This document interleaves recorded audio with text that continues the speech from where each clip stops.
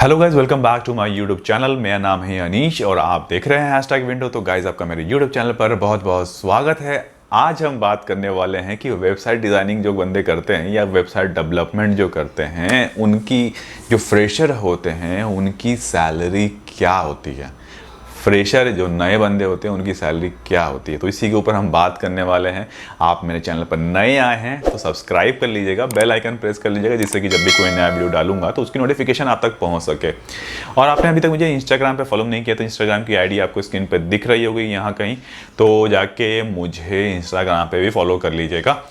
तो चलिए ये वीडियो स्टार्ट करते हैं। देखिए, डिजिटल मार्केटिंग की जो बात करें तो वहाँ की सैलरी तो कम है ही है, ठीक है, बट वेबसाइट डिज़ाइनिंग वाले भी अछूते नहीं हैं हमसे।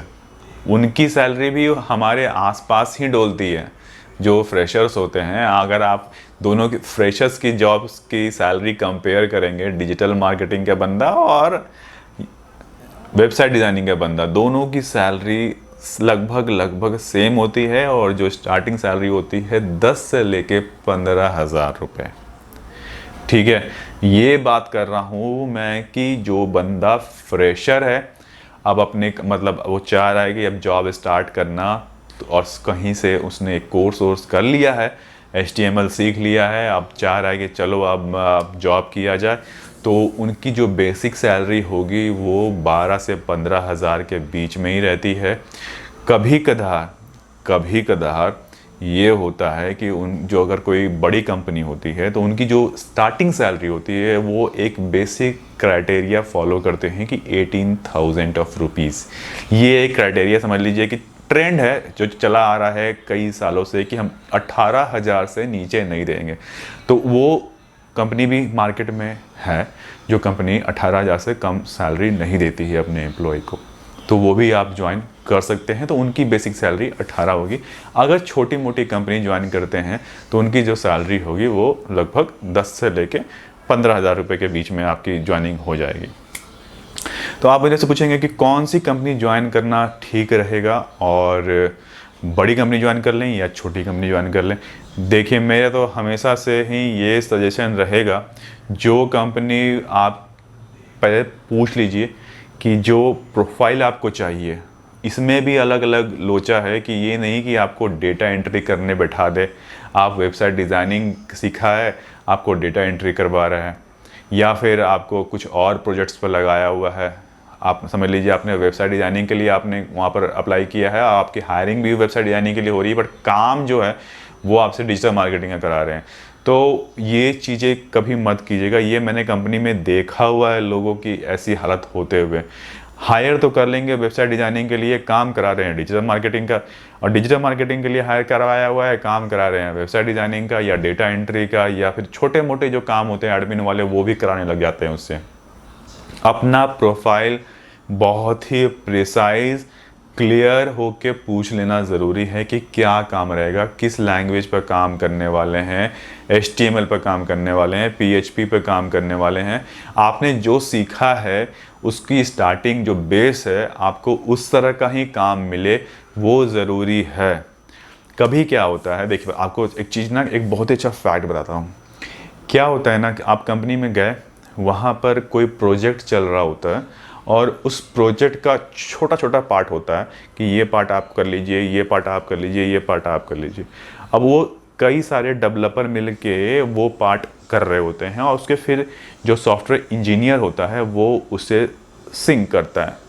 इस पर एक ऑलरेडी वीडियो बनाया है कि कौन कौन से पोस्ट होते हैं, और नहीं देखा है तो उसका लिंक मैं आई बटन पर दे रहा हूँ, जाके वो देखेंगे तो फंडा बिल्कुल क्लियर हो जाएगा कि कौन कौन से पोस्ट होते हैं। अब क्या होता है कि ये जो सारे लोग होते हैं वो छोटे छोटे पार्ट्स करते हैं, उसमें आपके पास कुछ भी आ सकता हो सकता है कि डिज़ाइनिंग का कुछ पार्ट आ जाए कि ये फर्स्ट पेज है, इसको डिज़ाइन करके दे दो। लेकिन आपको ये काम करते रहना है, छोड़ना नहीं है कि ये मेरे को नहीं आता है। छोटे मोटे आप गूगल करो, देखो, फिर करो, और फिर उनको डिलीवर करो अपने सीनियर को। चाहे ये काम हो सकता है, क्या फिर आपका समझ लिए डेटाबेस से रिलेटेड काम हो सकता है, या फिर आपका कोडिंग से रिलेटेड काम हो सकता है। तो किसी तरह का भी काम आपको मिल सकता है, बट लेकिन आपको करना पड़ेगा, क्योंकि आने वाले टाइम में ये सारी चीज़ें ना आपको सीखनी ही पड़ेगी। और अगर कंपनी कोई करा रही है बिठा के ये काम, आपको उसके बदले पैसे भी दे रही है, तो आप सीखिए, करिए, तभी आप आगे ग्रो कर सकते हैं वेबसाइट डिज़ाइनिंग को लेके। ये बहुत ज़रूरी है। मैंने देखा हुआ है कि लोग ना क्विट कर देते हैं, छोड़ देते हैं कि मैं तो भाई आया हूँ इस वेबसाइट डिज़ाइनिंग करने के लिए, आपने तो मेरे को सिर्फ डेटाबेस पर लगाया हुआ है, या फिर आपने मेरे को सिर्फ फ्रंट पेज आपसे मुझसे डिज़ाइन करा रहे हैं, या फिर मुझसे कोडिंग का एक छोटा पार्ट करा रहे हैं। कि देखिए, लाइव प्रोजेक्ट पर आपको काम करने मिल रहा है, इससे बड़ा और क्या मिल सकता है। बिल्कुल लाइव एक्सपीरियंस मिल रहा है आपको वहाँ पर, आप प्रोजेक्ट्स को जो काम आप करेंगे, तो ये बहुत ज़रूरी है। वहाँ पर आप धीरे धीरे करके हर पार्ट पर आप काम करेंगे, नए नए प्रोजेक्ट्स आएंगे, आप उस पर काम करेंगे, आप सीखेंगे, धीरे धीरे आप ग्रूम करेंगे, आपका नॉलेज बढ़ेगा, आप सीनियर के साथ इंटरेक्ट करेंगे, काम कैसे होता है, कैसे कोड फ्लो करता है, क्या क्या चीज़ों का ध्यान रखा जाता है। अगर जब जितना ज़्यादा इंटरेक्ट करेंगे उतना ज़्यादा आप सीखेंगे। तो छोटे सैलरी कम होती है, बट धीरे धीरे करके जब इसकी सैलरी जो 3 साल के बाद ना सीधे ऐसा बूम मारती है, क्योंकि आपके पास नॉलेज अच्छा खासा हो जाता है, फिर सैलरी सीधा 50, 60, 70 उससे ऊपर पहुंच जाता है। तो वेबसाइट डिज़ाइनिंग में बहुत पैसा है, अच्छे अच्छे लैंग्वेजेस सीखिए और बहुत आगे तक ग्रो कर सकते हैं। तो आज के लिए बस इतना रखते हैं और फिर मिलते हैं बहुत ही जल्दी नेक्स्ट वीडियो में। तब तक के लिए टेक केयर, नमस्कार।